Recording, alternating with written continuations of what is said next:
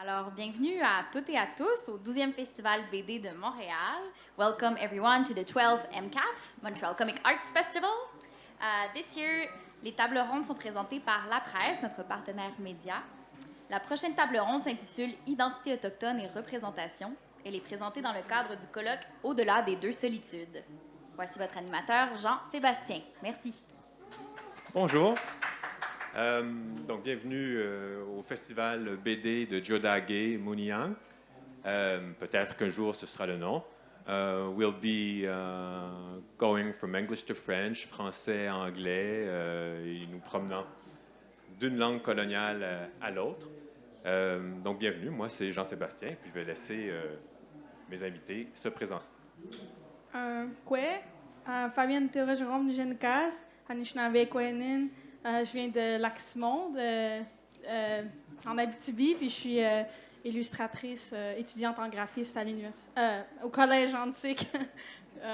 C'est ça. J'ai illustré le livre qui s'intitule 𝘗𝘗𝘗𝘦, qui veut dire racine dans ma langue, qui est un livre qui illustre l'histoire de ma communauté, spécifiquement ma réserve Anishinaabe de 𝘗𝘗𝘗𝘓. Oops. We're a little, no, I think we're, yeah, there we go. 𝘗𝘢𝘳𝘐𝘗𝘓 𝘗𝑰𝑔 𝘉𝑗𝑔. Hello, my name is 𝘗𝘳𝑗g, and I'll be just speaking English. I hope that's okay. My French is awful, and I'm not going to put you through that today. But I'm an artist, writer, and television producer from the 𝘗𝘰𝘯𝘵 𝘗𝘬𝘓 Anishinaabe community in Quebec. And I think I'm most well known for two books I did with author Robert Munsch called Black Flies and Bear for Breakfast. Bear for Breakfast was published in 𝘱𝘉𝘗𝑚𝑜𝑖𝑛, and as far as I know, it's the first bestseller in an Indigenous language, which is really awesome. And if you told me as a kid that such a book would exist, I wouldn't have believed you. And other than that, my graphic novel, 𝘗𝘗𝘗𝘓 the Raven, which I think is available here in French, was adapted into a television series, an animated series, and as far as I know, is the first ever Indigenous superhero show. So I've been really blessed and lucky throughout my career, and I'm happy to be here today. Thank you, merci. Alors, je vais poser quelques questions, puis ensuite il y aura des questions du public. I'll be asking a few questions, and then, of course, the public is welcome to add questions. I guess one thing I want to discuss with you two, une première chose peut-être à discuter, serait des... So now we have Bear for Breakfast. Yeah. When this book cover was revealed, I got an email from a parent who was kind of upset, and she said, "It looks like the bear's going to eat the kids." And I was like, "That's kind of what they do."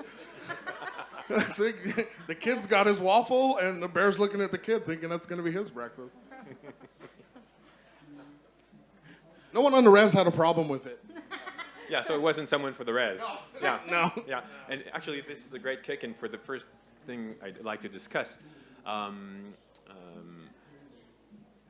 do you feel about identity issues as Indigenous authors? Alors, pour vous, est-ce que les questions identitaires sont importantes quand vous produisez, parfois, tout le temps? So is it always important or important at times? So how do you feel about... Yeah, sure. So I did this thing. I don't know if anybody here are hockey fans. I did an Indigenous logo for the Vancouver Canucks this year, and I shot a video to promote that because my cousin, who actually played for the Montreal Canadiens, Gino Ojic, played for the Canucks for 8 years. So they wanted to honor him with the shirt, and I worked on a design. And one of the filmmakers who was working on this video with me asked me, hearing you talk, it feels like you have a feeling of responsibility. And I said, I think we do, though, because I've done 1 million panels at different comic conventions and things like that. This is honestly the first one I've ever done with an Indigenous female creator. Mm-hmm.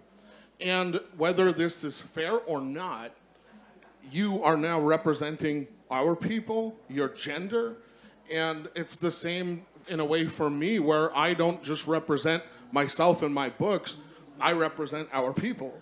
And I often tell younger Anishinaabe or Indigenous writers and artists, our existence is inherently political, whether we like it or not, whether it's fair or not, because we are going to be seen as representatives of our entire race.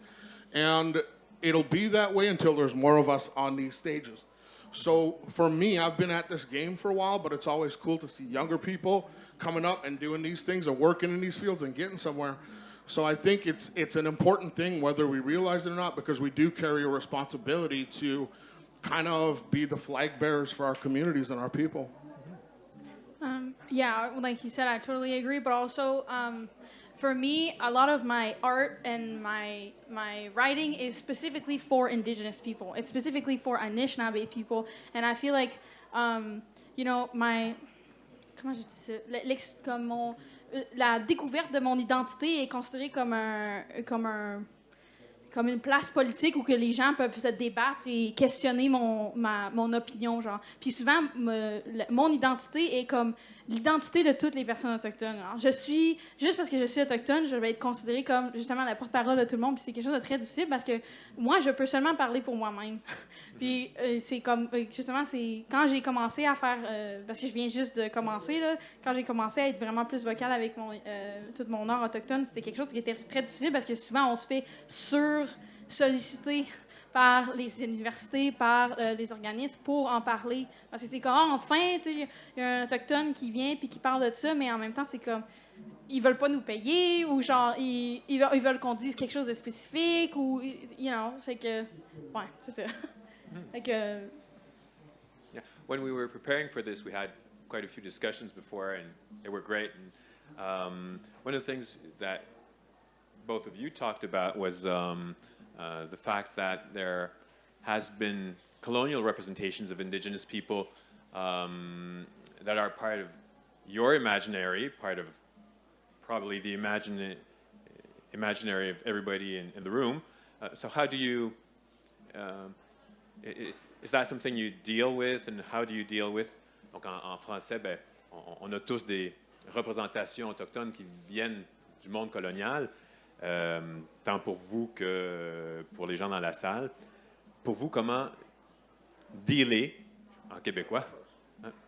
Ben, pour moi, dans le fond, j'ai grandi toute ma vie en lisant les comics Astérix. Puis, à un moment donné, dans les comics Astérix, il y a des dépictions des peuples autochtones du Canada, spécifiquement. Puis souvent, les dépictions des peuples autochtones du Canada sont des dépictions qui sont très stéréotypées, mais aussi spécifiquement les cris de l'Ouest. Mais moi, je me suis jamais vue moi-même dans ça, parce que moi, je suis Anishinaabe, je suis woodland native, nous, on fait des panneaux d'écorce, on fait pas... j'ai pas de tipi. Okay, moi, je suis pas quelqu'un qui vit dans les tipis. Fait que ça a toujours été... Puis aussi, souvent, c'est des hommes qui sont dépictés, puis aussi très... Comme, je sais pas, c'est très stéréotypé, là. Souvent, aucun des personnages est très complexe. C'est jamais des vrais personnages. C'est tout le temps des personnages supporters, tout le temps. Puis pour moi, c'était vraiment difficile. Puis quand j'étais petite aussi, c'était comme la représentation qui m'a fait le plus le mal, puis qui me fait mal encore aujourd'hui, c'est Pocahontas. Parce que Pocahontas, là, comme, elle est vraiment belle, puis ça faisait des standards incroyablement difficiles pour moi d'imaginer, parce que dans les communautés, il y a beaucoup de... On est des grosses personnes, on n'est pas comme l'épidémie de la beauté aux yeux des colonisateurs. Puis avec de voir que à chaque fois que je rencontrais quelqu'un puis que je disais que j'étais autochtone, c'était Pocahontas qui venait en premier. De un, elle est 𝘗𝘗𝘗𝘓. Moi, je suis Anishinaabe. On n'est pas la même nation. Puis aussi, c'était comme un peu comme... Je me sentais fétichée, genre, un peu. C'est comme... c'est juste ça, tu penses seulement de cette hypersexualisation de la femme autochtone, puis quand tu me vois, c'est ça que tu vois, genre. No, thank you, I don't wanna be seen with that. Ouais. Jay. So, like, I think we have to start with the idea that I think I look a lot younger than I actually am, and we're going to allow me to keep that alive, if you please. But I was born in Rochester, New York. Has anybody here ever been to Rochester? Keep it that way. It's kind of like the movie Escape from New York, but in real life, with more like Italian bakeries, which are good, but you know, it is what it is. So my dad, like all kids do, left the res at 13, bought a car, moved to the States to find work. And at a certain point there, he met this Sicilian woman named Joanne, and put on a little Luther Vandross, and 9 months later, I showed up. And at the time, like today, you can't go to a theater or turn on the TV without seeing like some superhero stuff. Is it okay if I swear? I might occasionally lapse. Are we cool with it? Yeah. So there's superhero shit all over, right? And when I was a kid, the only superhero show on TV was called The Electric Company. And it was made by the people who made Sesame Street. Only once in a while Spider-Man was on it, and that was like the only superhero show. Except for this cartoon called the Super Friends. Has anybody ever heard of the Super Friends? Okay, so we're old. High fives. Solidarity. Old guys unite. And it was basically like the Justice League. It was all the like A-list DC characters. So like Superman, Batman, Wonder Woman, Green Lantern, Aquaman. In case they were like, oh, the world's in danger. How did the guppies feel about this shit? It might be relevant. And for some reason, Robin was there. Because like every day was take your kid to work day for Batman. And they were like, yeah, we're fighting giant space aliens. We need an 8-year-old kid in Speedos and little elf boots. But it was clearly kind of a sausage party. They were all white dudes. And there was only Wonder Woman. And everyone was white. And at a certain point, I guess, on this show, they decided to diversify the cast a little bit. And they went about this in exactly the right way. They got a bunch of old white TV executives in a room and said, let's make some diverse characters. So they added the African-American superhero, Black Vulcan. And I don't know why, but whenever there's a black superhero, it's a prerequisite. He has the word black in his name. So like Black Manta, Black Panther, Black Vulcan, Black Lightning. I don't fucking know why. And electric powers. Right? Half of them have electric powers. And like you see like a comic or a movie and there's like a building in Gotham City that's on fire. And they're like, oh no, we're going to die. Our building's on fire. And then Batman shows up and they're not like, oh, it's going to be fine. White Batman is here. He just gets to be friggin' Batman. But like for us, there's like a couple of heroes like Red Wolf. So we have to be red something and black people have to be black something. And it's weird. But so they created, there was an African-American hero. There was a Japanese hero, I think was named Samurai or Shogun or something super friggin' creative. And then we got our guy, Apache Chief. And if you're not familiar with Apache Chief, Google him sometime.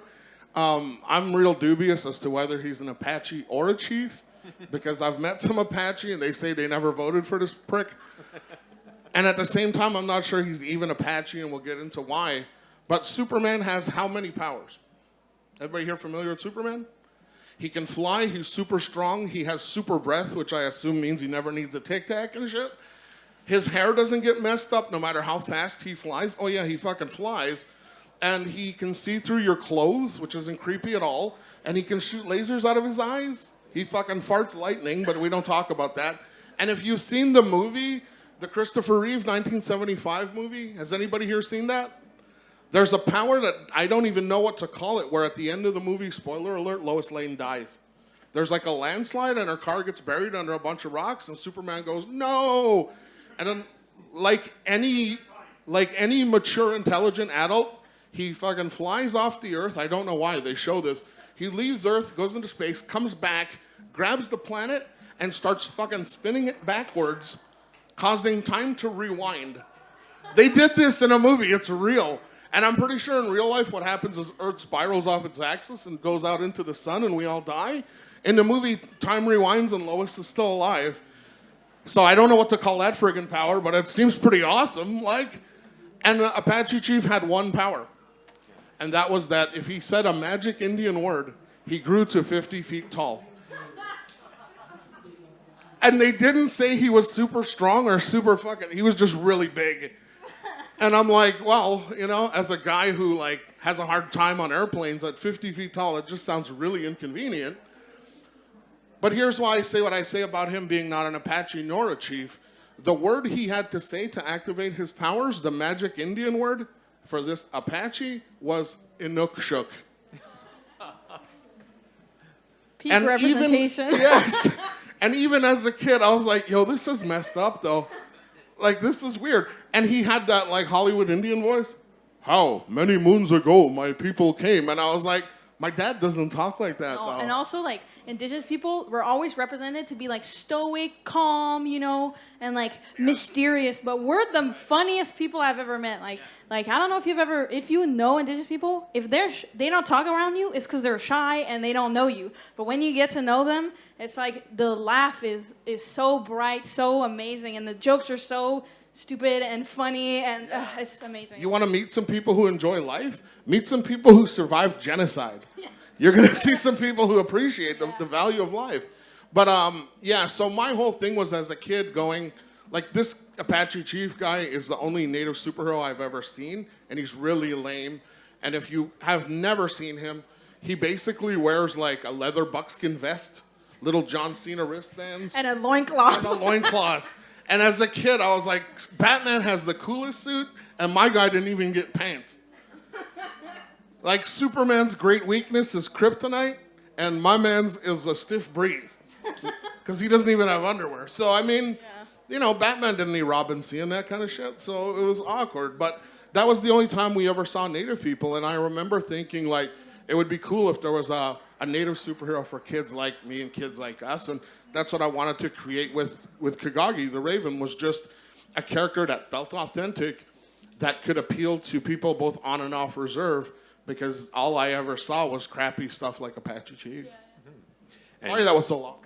No, but both of you made us laugh, and I mean, so you were making your point doing it. And another thing that we discussed, which isn't on the side of laugh, is about genocide, and we went also in another direction, and I'd like to take it there.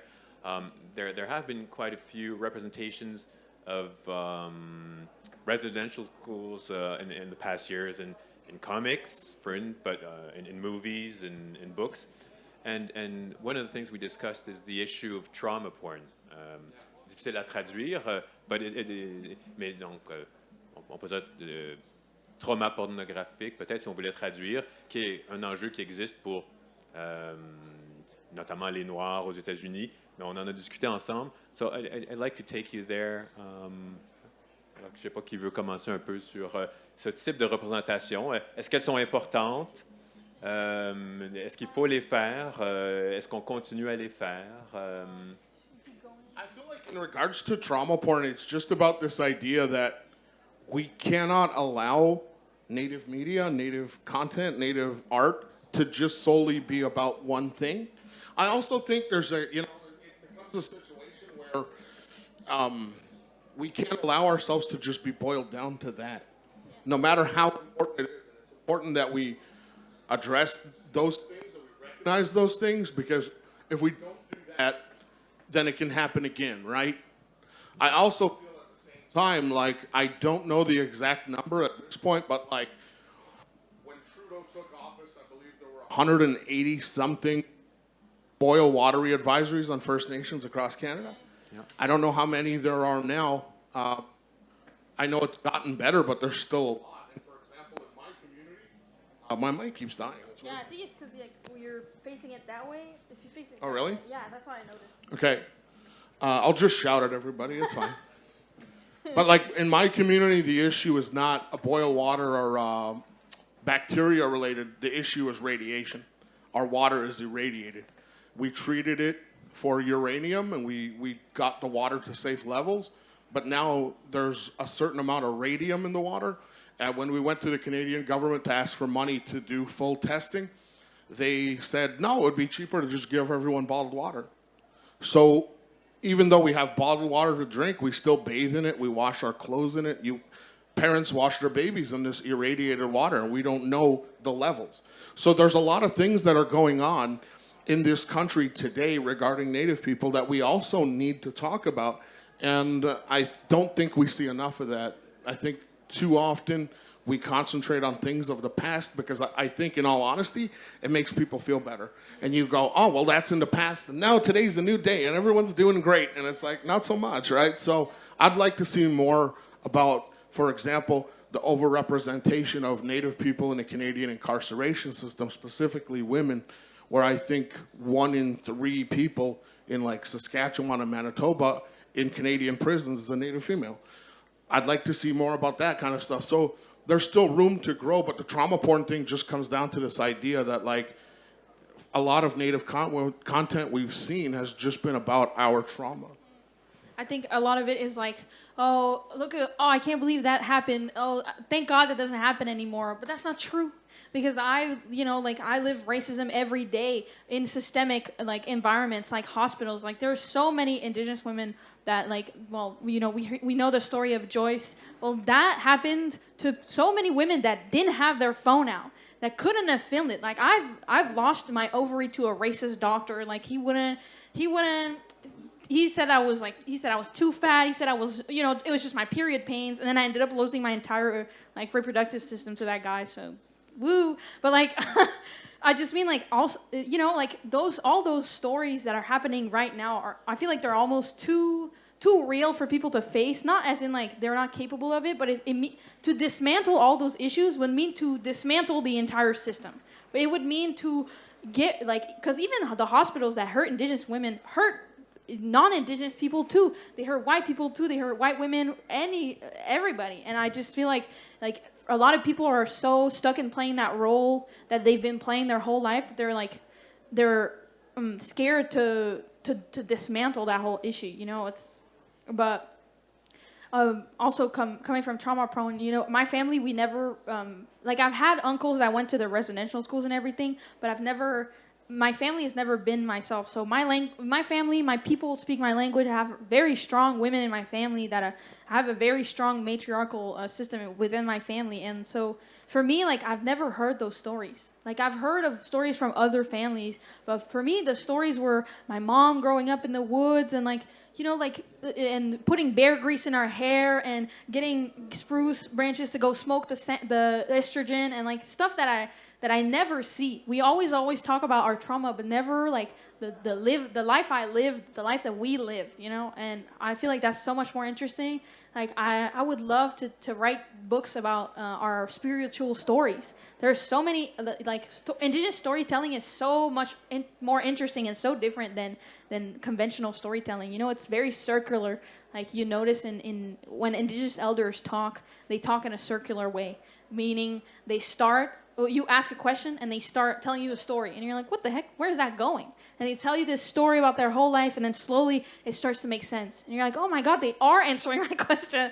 And then at the end, they give you this lesson and the lesson is the answer to your question. But this is not something I see. Like, this is something that's kind of hard for non-natives to understand because it's, it's like, oh, old people, they take so long to talk. But if you really listened, you would know. Like, they have so many beautiful things to say, and all of those, that way of speaking is reflected in our Indigenous, in our culture, in our folklore. Like, that way of storytelling is, there's no villains really in Indigenous stories.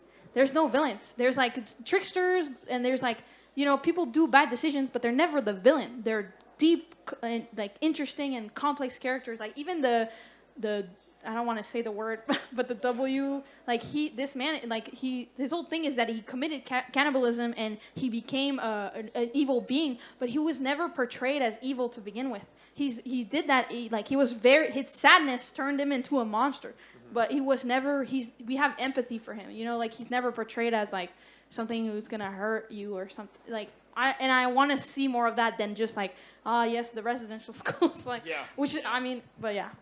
If I could add one thing to that, like, overall, I think I was at the Salon du Livre de Gatineau a couple months ago, and I was doing an interview on stage with this journalist who I'd never met, and at one point he said something I thought was really interesting. He goes, as a guy who creates comics and works in these mediums, coming from a culture with oral tradition of storytelling, and I didn't even let him finish because I wasn't thinking. I cut him off immediately. And I said, let me ask you a question. How familiar are you with comics? Because right now we're at a comic festival, right? And I said, how familiar are you with comics? And he said, enough. And I said, okay, what is a comic? A comic is defined by Scott McCloud in Understanding Comics and shit as any form of sequential storytelling using imagery, right? That's a comic. What is the wampum boat? what are our cave paintings? When we see these paintings on the walls, those are sequential images telling a story. And I told this man, yes, we have an oral tradition, but we were also making comics way before the arrival of Europeans. We just didn't look at it that way. But that's what they are. For those who are unfamiliar, the wampum belts are beaded belts that tell a story. Those are comics. So we have a bunch of different traditions. We also have singing and the drum and all these other things. I think what we're trying to do now is just find a meeting place between modern mediums and our traditional ways of telling in modern formats. And we just have to define what contemporary modern storytelling is for Indigenous people. Yeah. It's like, I don't like the word decolonizing because you're never really going to decolonize anything. I say indigenizing comic books. You know, we're making them indigenous because we're never really going to decolonize everything, but we're just adding our little touch to it, you know? Like, I need my PS4 and my Google and shit.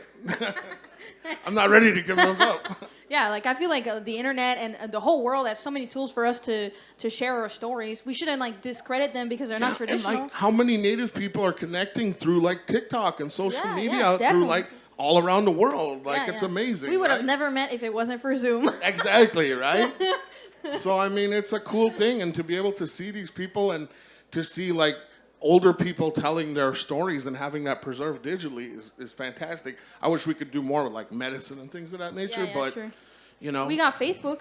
Yeah, the whole thing for me, and I tell this to Native youth, it's up to you to define what it means to be a modern day Indigenous person. Don't let anyone tell you like you have to be this, you have to be that. It's your job, and no one can critique you on how you live your life. Yeah, and like being Indigenous is just being Indigenous. There's no like, oh, well, you're only Indigenous if you talk your language. You're only Indigenous if you look that way. No, being Indigenous is because you are. That's all you are. You know, like it's... But, I mean, I feel like it's also like a sort of attachment to the land, but that could mean anything. It doesn't mean living on the land. It just mean it could be like you look at trees differently. You know, it's in your values a little, but it doesn't, that's not what being Indigenous is all about even. Like, it's so complex, you know. And perhaps, how do you feel about making stories? Do you see them, it might depend from story to story, more addressed to Anishinaabe people or to people who are not Anishinaabe? What's the importance of both? So, Fabienne, you mentioned, donc Fabienne, tu disais que parfois tu trouvais important de t'adresser aux Anishinaabe. Jay, you mentioned the 𝘱𝘂 version of of your book with Munch. So, what importance in addressing which public at what time and in which way? Yeah. Well, I think with 𝘗𝘂𝘗𝘓, the TV show aired on APTN here in Canada, NITV in Australia, and FNX in the United States.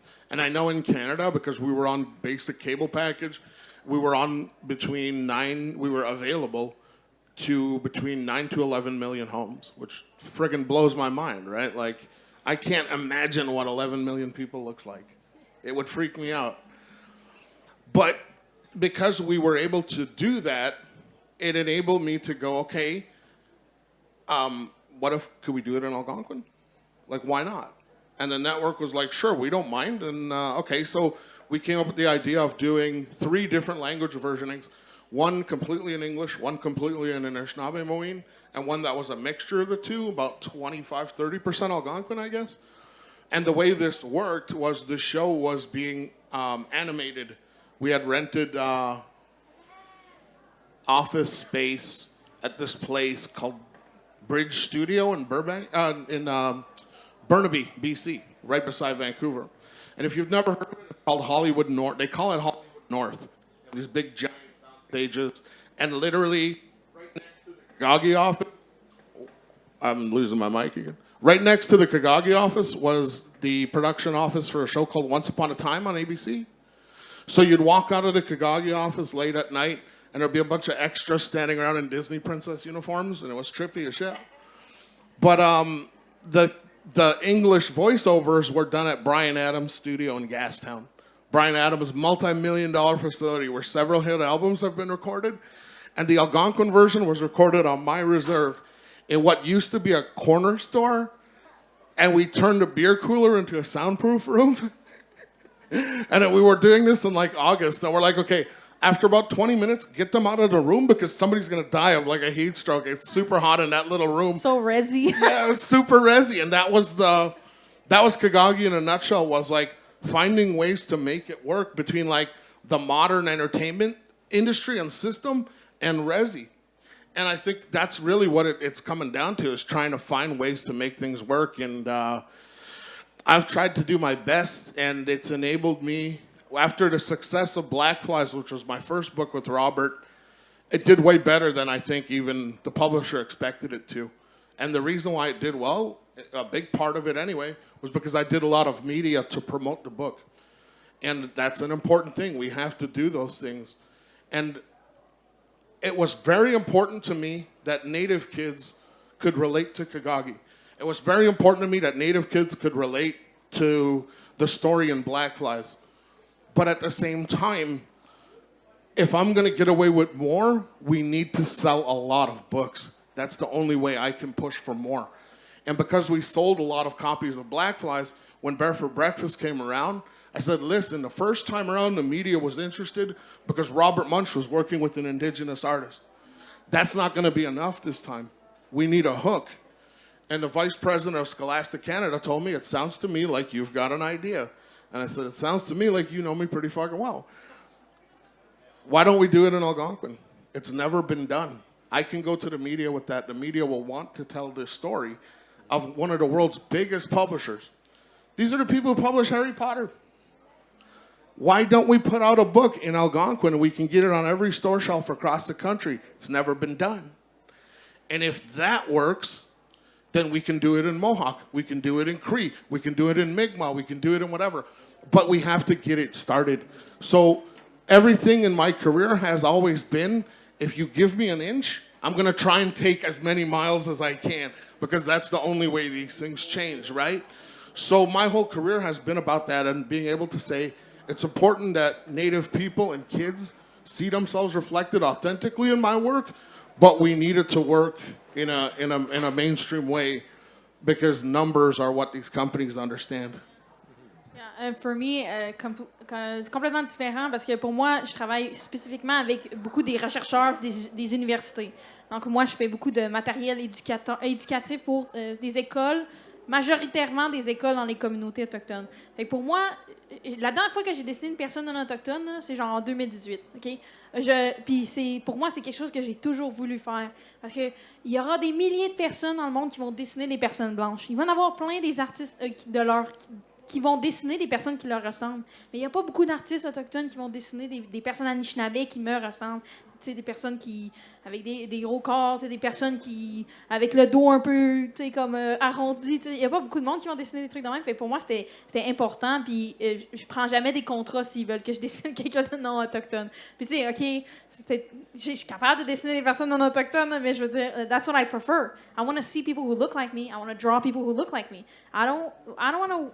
I just don't feel that you need me. If you're not going to draw somebody who's not native, you're not going to need me. You don't need my expertise. You don't need my lived experience. You don't need my what I've seen, what I've got, you know? And that's how I feel about it. So, and I have the privilege of doing that because I work with researchers. Parce que I work with universities and researchers and elders and communities directly. I work with la communauté du 𝘕𝘓. Je travaille avec la communauté autochtone de Montréal en général. Je travaille avec l'édition en anorak. C'est ça qu'ils veulent, puis c'est ça que je vais leur donner, puis moi, c'est ça que je veux faire. Je pense que c'est vraiment important aussi de, comme Jay dit, de vraiment de faire la représentation le plus authentiquement qu'on peut. Puis si ça rejoint plus de gens, mais tant mieux. Mais c'est pas mon first target. C'est jamais être mon premier target. Fait que, ouais, c'est ça. Well, a good way of justifying that is to say, for a lot of Native kids, they've only seen themselves reflected in the media as either the bad guy or comic relief. And I don't know what's worse for your self-esteem, if we're being honest, right? So, you know, that's how those things change. By people like you and the work that you do is the only way to change it. And I think when it comes to your comics, like, we never get to be the main character because we've always, like, when we were talking earlier about how Indigenous people, we're always seen as only Indigenous. Me and Jay are the spokespeople for Indigenous people, right? And whether we like it or not. But for Indigenous kids, that's like, it means that we get homogenized. We get pictured as this one homogenous being that is what Indigenous people, no matter what their nation is or no matter what they look like. And so every time now to this day, every time I say that I'm Native to somebody, they like, well, first of all, they tell me, are you sure you look Mexican? But then after, they're like, oh, but like, are you really? You don't live on your reservation. Like, they don't know what Indigenous people look like. And that makes me so mad. It's like we never get to be the main character. Even in our own lives, like even in our own everyday lives, I never get to be I'm always seen as Indigenous first. Never an artist, never a woman, never someone who loves video games and who loves plants, and I love to eat Italian food. Like I'm only always Indigenous. That's all I ever be to someone who, like, to anyone, honestly, unless it's like another Indigenous person. So yeah, I feel like it's really important for Indigenous characters to exist in the first place that are more than just the comic relief. So. Can I tell a quick story about like dealing with media in relation to the books we were talking about? This is I like to think it's hard for me at times to do interviews and things because clearly I'm so shy, but I've managed to overcome it pretty well. And I think I'm a pretty good interview. And I've rarely done what I would consider to be bad interviews. But I did one that was horrible, and I was doing a media tour for, I think it was when Bear for Breakfast came out, and I did like 5 interviews this one day, and the last one was for a magazine. I won't give away the name because I don't want to throw anyone under the bus. But the reporter, this was in Toronto, and the reporter was like, oh, so you grew up in, 𝘗𝘗𝘓𝘕 and whatnot? I said, yeah. And she said, have you ever eaten bear for breakfast? And she kind of chuckled. And I said, not for breakfast, no. And she was like, oh, but you have eaten bear? And I was like, I grew up in the bush. I've eaten everything. And now this is where the interview has started to go down because she's kind of grossed out and freaked out and stuff. And she's like, and then me being the asshole I am, I get kind of defensive. And I go, well, bear's not the weirdest thing I've eaten, which is a fucking weird thing to say. Why would you say that? Like, bear's far from the strangest thing I've put in my mouth, I'll have you know. And I go, and she looks at me like, okay, what? And I go, well, turtle. And here's the thing about turtle. They say that the turtle has 7 different flavors of meat in it. I don't know if that's true. I think that's just some shit old people used to say to make us eat stuff like that. However, there's always a but. There's a section of the turtle that apparently tastes like chicken. To the point. Is it the butt? I presume. My uncle, who was a foreman for like a road crew, used to take that part of the turtle and deep fry it in batter and bring it to his crew in a KFC bucket and tell these guys, hey, I brought you KFC. And they'd be like, oh, thank you, you're the best boss ever. And he'd let them get about halfway through and he'd go, you're actually eating turtle. And it was his joke. He thought this shit was funny. Like, I got a bunch of guys to eat turtle, right? And I'm telling this reporter this story, and she's just, her jaw is agape, and she's looking at me like, oh, you know?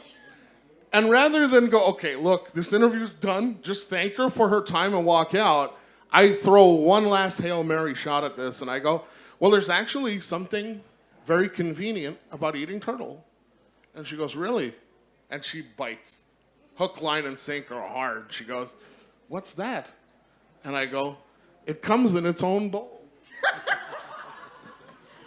And at that point, the interview was done. She didn't want no more 𝘗𝘗𝘓𝘗𝘓 that day. But sometimes it can be hard because it literally is a clash of cultures. Yeah. And our way of lives are seen as being outlandish when to us, it's just what we grew up with. Yeah, really. Like, I grew up, like I said, every summer my mom would put bear grease in my hair so I wouldn't have, ticks and lice and stuff. And, I remember, other nations call us, they make fun of us. They're like, greasy hair, whatever. But I remember the white people being like, look at these disgusting. But for me, it was like, I don't know, my hair was the smoothest it had ever been. Like, even to this day, my hair is the longest it's ever been, but it will never be that smooth, you know? And I don't know. It's just... I still get DMs from white women asking me, can you get me some bear grease? And I'm like, I live in the city now. Yeah, and like also like I feel like we make jokes about eating weird animals all the time, but we have big respect for animals. You know, like we eat turtles, but turtles are the most sacred animal in our culture. Like we literally called our land Turtle Land for a reason. So to me, eating animal isn't something disrespectful. It's like I don't eat moose because I hate them. I love moose. Like, One of the have you ever heard of this collection of indigenous comics called Moonshot? Okay, so I have a story in the first Moonshot with my younger brother who's avid outdoorsman, a hunter. He's a biologist now. Goes to Concordia here. And we have a story in that called First Hunt. And it's about how, like, from what I'm aware of in my community, traditionally you would have begun hunting to provide for your community at around 13. And, like, as a 13-year-old boy, I couldn't handle any responsibility. Like, what is that like, right? But at the same time, we wanted to show how it worked, and that after you killed like a deer, you offered tobacco, you burned tobacco to the animal to give thanks. It's not something we took lightly. We were appreciative, and we tried to use as much of the animal as we could. The hides were made into clothing and houses, and the bones were made to fashion tools and all these different things. If you want to hear something crazy about that, my community actually has a catalog about that thick of items we're trying to get back from the Smithsonian in the States, of tools and things that Native people never had, because we use these animals to make so many different kind of tools and objects that most people have never had the chance to hear about. So, you know, it's a thing of like trying to explain to people this is not something we did for sport hunting or because we were trying to show off or any of that. It was simply a necessity. Yeah. Like we have a lot of respect for nature, and I really don't think it's like there's like such a taboo for taking pictures of your hunting. There's a taboo for hunting more than you need. Like we have, like people get. You don't sell meat. No, you don't sell meat. People get shit on Facebook when they have. Oh my God. Like I don't know. It's just and then like I see like some of my high school friends, like they post pictures of their hunting, and it's just it's weird. Like it's a huge culture shock. But then it's like we get, you know, like a lot of people are grossed out by our hunting. It's like, oh, you eat beaver? Yes, and we eat. You should know the parts. You can't even guess what part of the beaver we eat. Like, but I don't know. Yeah, I was barbecuing a rack of deer ribs on we made a smoking shack in the bush because we had to. And I took a picture of it and posted it on Twitter. And I got some guy going like, yeah, that looks great, but I bet it looked better when it was actually like a deer in the field. And I was like, okay, so you're going to hate on the Indian guy for like living traditionally now? Like I can't win, you know? Do you know how far the grocery store is? So I was like, so what you're literally saying is that I should be assimilated. Yeah. And he was like, no, I'm not. I'm like, you kind of are, though. You kind of are, though. On va peut-être prendre des questions du public maintenant. So if people and the assistants want to ask questions, c'est à vous. Ask an Indian. Yes. Which language, though? Just Indian. C'est ça. My Cree is a little rusty. So you talked a bit about stereotypes, the way like indigenous people are represented and so on. So what choices do you make when you have to represent indigenous people? I know, for example, you talked a bit about it, like, but like, if you have to represent indigenous people, what do you do? What do you choose to do? I pick real people. I look at like I don't know if you probably never seen my book because you know we've only done 2 printings, but where can he buy one? Well, I mean you can buy one during the signing, hopefully. There you go. But I don't know, 6:30 is it? Oh, okay, I don't know. I saw the email. It said where I was supposed to be, and then I forgot everything else. But yeah, I picked like I literally for my book I picked my cousins, I picked my uncles, like and a lot of the characters that I draw for on my free time are based on me. Like I don't know if you can see. Go back, the like the one we were originally on. Yeah, that one. Like those two are based on me. Those are, I have the exact same regalia you see there. That's my regalia. Like I drew it I saw it in a dream and then I drew it. But yeah, like the best representation you can give, especially when it's like non-native people that like draw native people in their comics, you go to a native person. You reach out, and maybe some monetary compensation, but like go and reach out. There's no better way to know someone than to know someone, and there's no better way to represent someone than to know someone. Yeah, and like not in the work, but for me myself, I think it's about trying to say, okay, whether, like I said, whether you like it or not, for a lot of people, you're going to be maybe the only native person they've ever talked to. Maybe there's a higher chance that I'll be the only native like writer or artist that they've talked to, right? So whether I like it or not, I do have a certain responsibility. So for me, it just comes down to trying to be the best version of me I can be when I'm meeting people, trying to put the best foot forward, be somebody I can be proud of, that my people can be proud of. And I think that's what we all have to do. And the most important thing is when I'm talking with non-native people who are not familiar about our cultures and our traditions, not to be judgmental, not to make them feel bad about asking questions or make them feel ignorant. I think that's an important thing, to encourage people to want to learn, to want to make things better, because we can't do it on our own. So I hope that makes sense. Thank you. D'autres questions? Oui.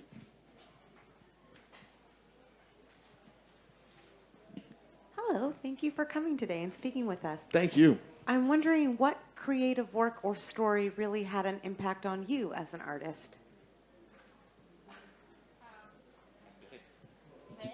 I would say not asterisks, because it was more like my dad had all of them and they were right next to the toilet, so that's, I didn't have a phone, so all I read was asterisks. But honestly, for me, like most of them, of the things that really like changed my lives were like kids books. They're not comics, but they're like all pictures. And I really dreamed of writing kids books in my language and everything. Like the art, like a comic book it has to be made fast, and not all the time. Like a lot of now comic books now are really beautiful and really intricate. But for like kids book, it was the first time I've seen like full illustrated pictures like these, and like those really influenced my style.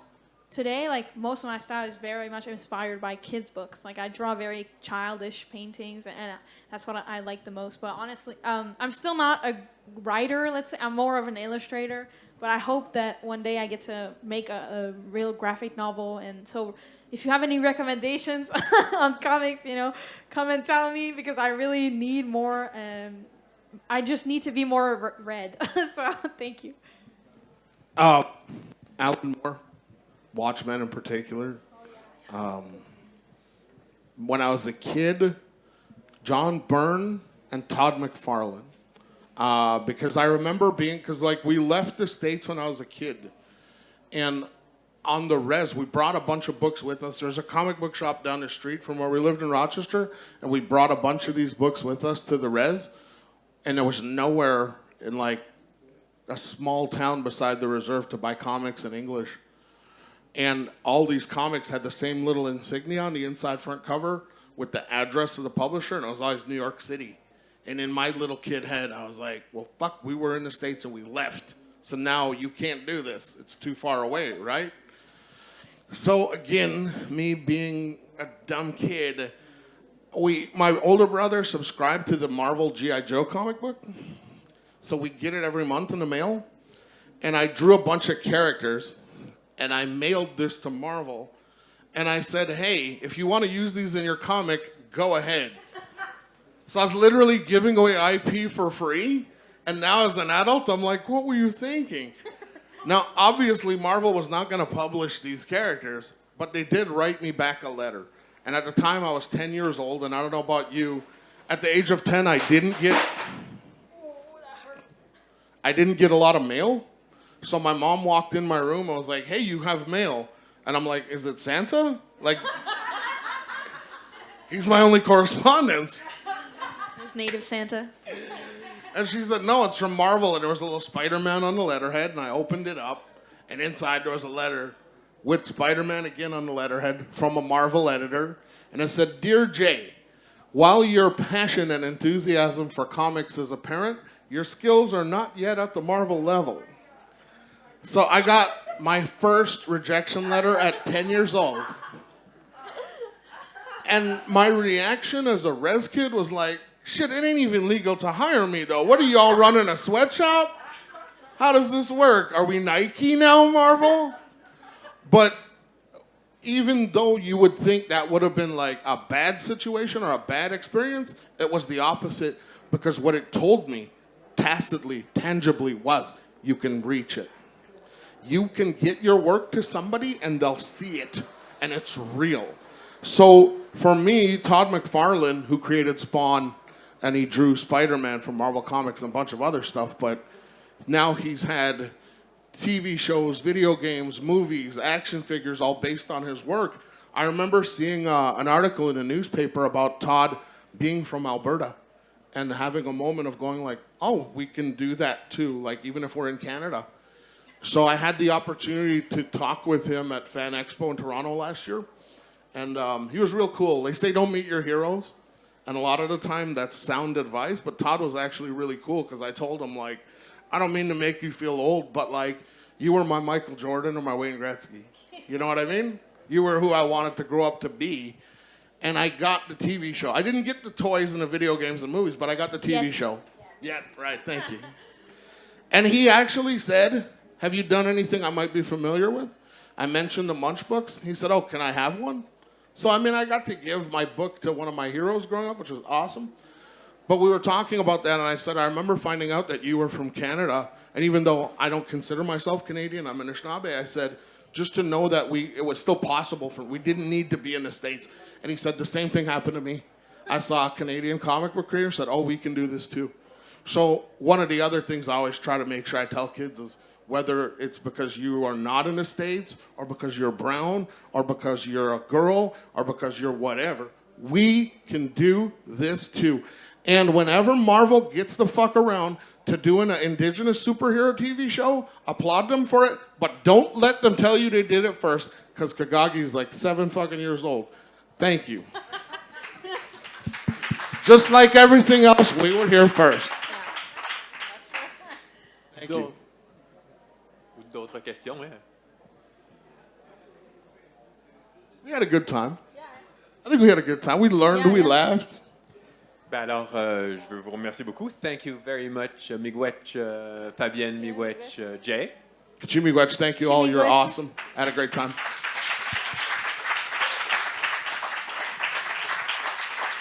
Let's do this again next year.